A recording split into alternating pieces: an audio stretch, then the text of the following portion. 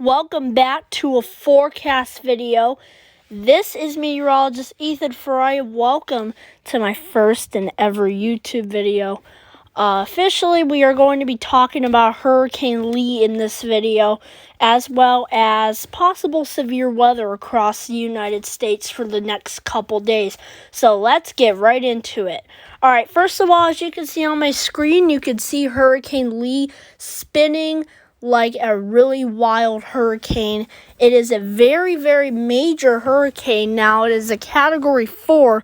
Likely it did not become a Category 5 for long earlier, but it was a major Cat 5. It was expected to get up to 200-mile-an-hour winds. I'm definitely going to say that for you.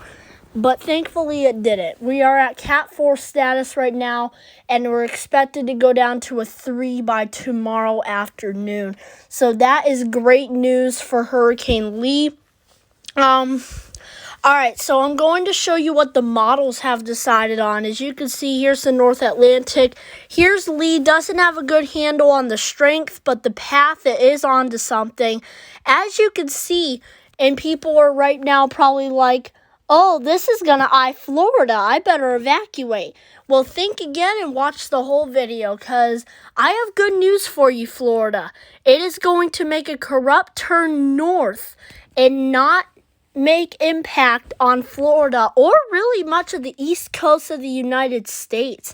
This general area, I don't think has much problem with this hurricane, honestly. Depending on if this trough does it or not, and I'll talk about the steering currents in a minute. But as you can see, I have bad news for you. This model shows it ramming right into Maine.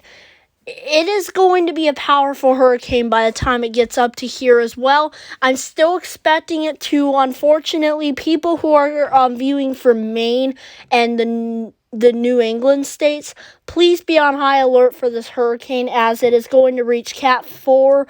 Maybe, I think low on Cat 4 status is possible by the time it reaches Maine. I know people are probably not going to believe me here, but the millibar was like 950 still. So I think we're definitely going to see a strong hurricane, a major hurricane up by Maine and Nova Scotia. You guys need to really watch out up there.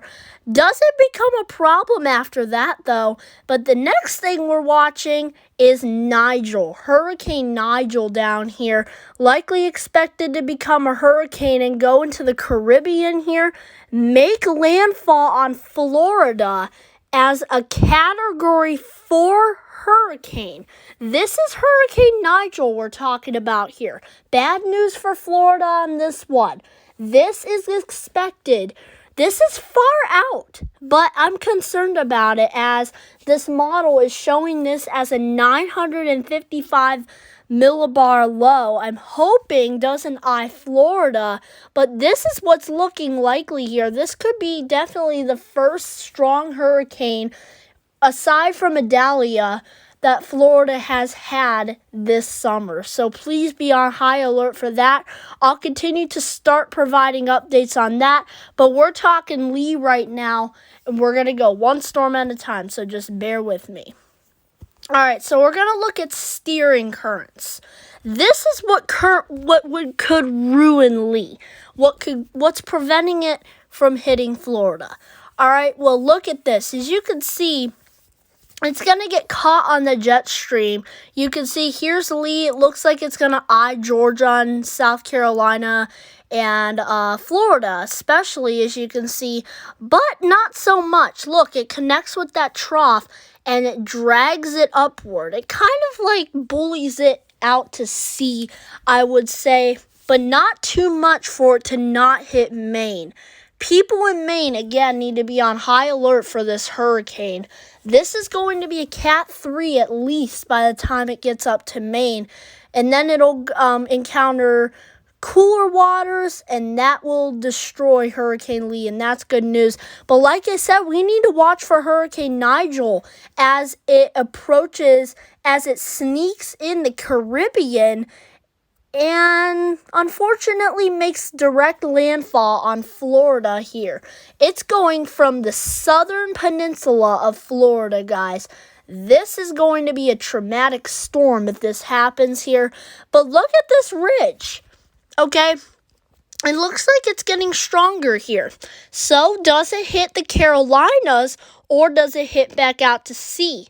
That is still a question to be asked. But this is our next storm.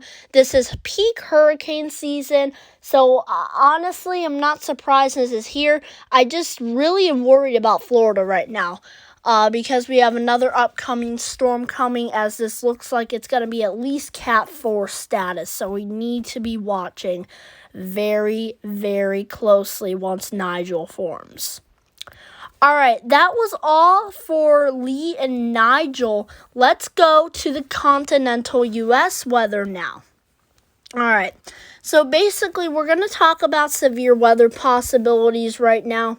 We're going to look at live satellite imagery, and as you can see, there's not really much going on here in the western area. Maybe a few showers and thunderstorms running here across the northern plains, down here into the Gulf of Mexico. As you can see, some ongoing thunderstorms weakening. That's good news. Up here in the northeast, some robust thunderstorms causing severe weather alerts, definitely starting to weaken.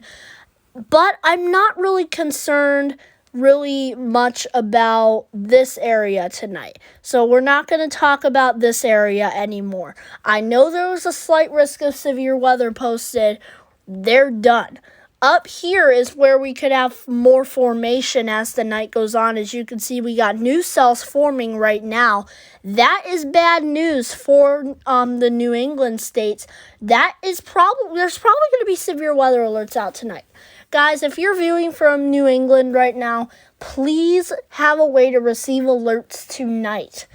And tonight is September 7th. So please be on high alert for that.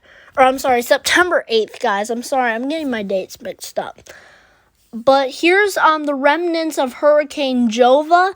As you can see, it's not really a hurricane anymore. By the time we reach tomorrow morning, it's really mainly a Category 1, perhaps a tropical storm. It just looks like a hurricane still. But it's going to be a weak tropical storm. So really nothing fun to talk about with this one. But let's talk about future view. As you can see, here is the future view. All right, I'm going to take you on a couple models. Starting with the western half of the U.S., like I said, they're not having anything severe. Maybe a couple isolated salvo showers and thunderstorms here. As you can see, a little baby multi-cell forming there. We need to watch that, though. That's mainly the only one we need to watch as this blows up across the Dakotas. That may warn severe weather tomorrow over there, but I'm not really too concerned about that right now. I'll get into more of that tomorrow. Another line of storms tries to develop, and I'm telling you, a line of storms tries to develop here. As you can see, eyeing the Ohio Valley, Michigan, Wisconsin, definitely going to get impacts from this. As you can see, it weakens, but watch as it blows up somewhere else. Look at the northeast tomorrow afternoon. Look at this. The line of thunderstorms trying to blow up once more. There's likely going to be severe weather there once again. Florida, you're going to get a break from your thunderstorms, hopefully. Tonight is the last night you're going to see those. And thankfully, Lee is not going to hit you. I'll update you guys more on Nigel when it forms, but I'm really just worried about Lee right now. So we're just going to take it again, one steppy step at a time so that we can evaluate what's going to happen. All right, last thing. Let's look at our future view temperatures. I don't know if it'll let me do it on this one. All right, let's look at future view temperatures. So, future view temperatures. Starting with the western coast. As you can see, a ridge has been persisting across the south and southwestern United States, especially here in Southern California, Death Valley, Arizona, and parts of New Mexico, Western Texas for sure. And these areas seeing just a little like heat for this time of year. In Utah, Colorado, Kansas, a little bit of the brim of Wyoming. Not really too concerned about that. The dark red is what I'm concerned about, and it doesn't last for long, though. As we get cooler temperatures in here, this may cause severe weather, like I said. But this is going to also bring a cooling relief to the Dakotas, especially North Dakota, for a couple days. And then we get a really big cool down here in the Dakotas, as you can see. Southwestern United States still staying warm, but not as warm as they were. They get a break from the heat dramatically. I think this is going to be a fall blast, guys. I know I don't want to call it an Arctic blast because it's not winter yet, LOL, but I have to call it an Arctic blast because much of the U.S. is going to be cooled down, and it's not only the eastern U.S. this time. So I just wanted to point that out. But again, we're going to have like heat over here blasting for the next couple days. So Texas, you're going to get a big relief shortly before heat returns towards the end of the month for you. And let's take a look at the eastern U.S. The eastern U.S. not looking too cool at the end of the month. As you can see, we have a major cool down that occurs towards next week. Next week when Lee comes up here, as you can see, makes it turn north.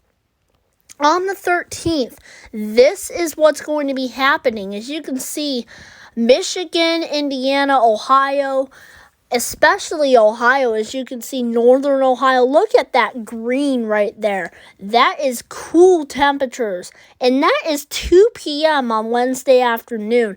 That is one cool day ahead for the Ohio Valley and Northeast. As you can see, especially New York here, areas of PA, and eastern Wisconsin, northern Indiana here.